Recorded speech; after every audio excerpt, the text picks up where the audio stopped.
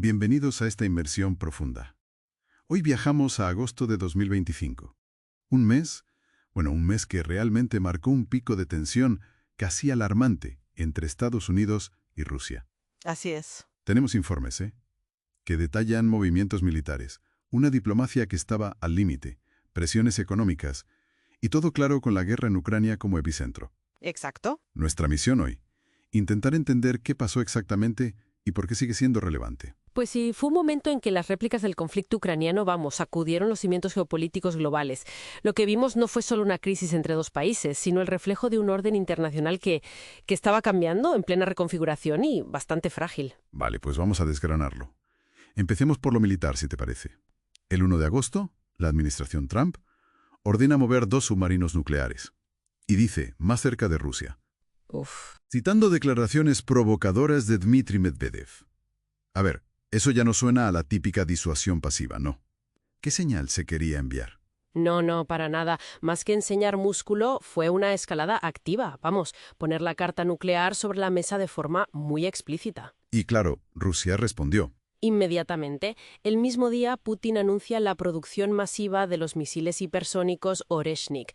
Y ojo, amenaza con usarlos contra aliados de la OTAN si Ucrania atacaba suelo ruso con armas occidentales de largo alcance. Vaya tela. Una apuesta clarísima por la disuasión asimétrica. Buscaba ampliar el teatro de operaciones potencial y, sobre todo, creo yo, sembrar discordia dentro de la OTAN. Dividir. Y todo esto, recordemos que el SIPRI, el Instituto de Estocolmo, ya había alertado en junio sobre una peligrosa nueva carrera armamentista nuclear. Efectivamente. Con EU y Rusia modernizando sus arsenales a tope y los tratados de control de armas, prácticamente muertos. El caldo de cultivo estaba ahí. Totalmente. El contexto armamentístico ya era muy preocupante. Y mientras se movían esas piezas militares, la diplomacia, también entraba en una fase de tensión máxima. Trump lanzaba ultimátums a Putin. Sí, cada vez más cortos. Para un alto el fuego en Ucrania, sí.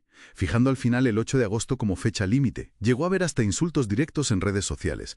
Trump llamando fracasado a Medvedev. Con esa crispación, ¿Cómo respondió Rusia? Pues vimos una estrategia interesante, como dual. Por un lado, Medvedev, con la línea dura, calificó el ultimátum de paso hacia la guerra, ni más ni menos. Directo. Pero a la vez, el ministro de Exteriores, Lavrov, mantenía una puerta como entreabierta.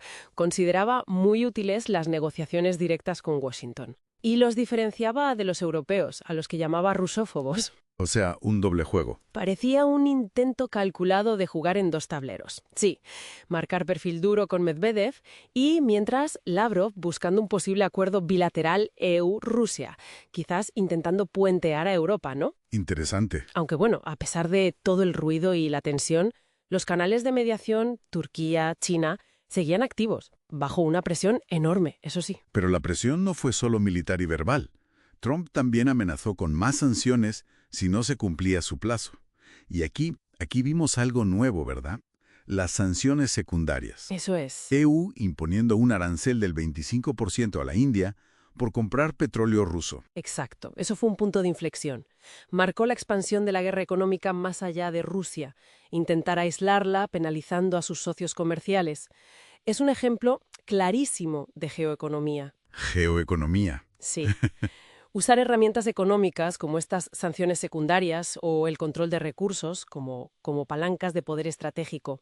El riesgo, claro, era cargarte relaciones con socios y acelerar la fragmentación económica global. Y mientras todo esto pasaba en las altas esferas, ¿qué ocurría sobre el terreno en Ucrania? Pues Rusia mantenía la ofensiva, ignorando los ultimátums.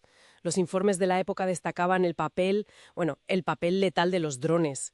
Decían que causaban como el 70% de las bajas en 2025. Una barbaridad. Y la fuerte dependencia de Ucrania de la ayuda de Estados Unidos, más del 40% del total recibido, pues le daba a Washington una influencia considerable. Claro, Putin hablaba de paz, sí, pero siempre con la coletilla esa de no tenemos apuro. Sugiriendo una estrategia de desgaste, ¿no? Claramente.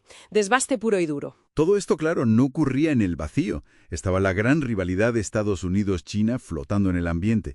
Se interpretaba que Trump buscaba también evitar que el eje Pekín-Moscú se consolidara más. Exacto. Y a eso súmale las tensiones dentro de la propia OTAN por el reparto del gasto militar, un tema recurrente. Efectivamente.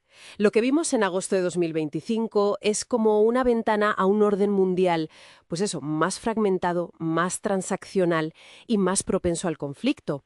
Vemos cómo la geoeconomía y también la geotecnología, piensan ciberataques, desinformación, se consolidan como campos de batalla cruciales. Son las nuevas armas. Sí. La tensión EU-Rusia era un síntoma de esta reestructuración global más profunda. Y con la propia inestabilidad interna de Estados Unidos añadiendo una capa extra de imprevisibilidad a todo. Bueno, pues cerramos aquí esta inmersión profunda. Los eventos de agosto de 2025 dibujan, desde luego, un panorama complejo. Maniobras militares, diplomáticas, económicas, todo entrelazado. Y dejamos quizá una pregunta en el aire, una reflexión final.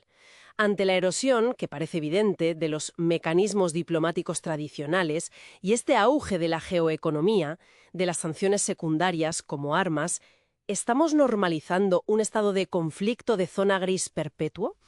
Una confrontación constante, sí, por debajo del umbral de la guerra total, pero igualmente desestabilizadora. ¿Es esa la nueva normalidad de las relaciones internacionales?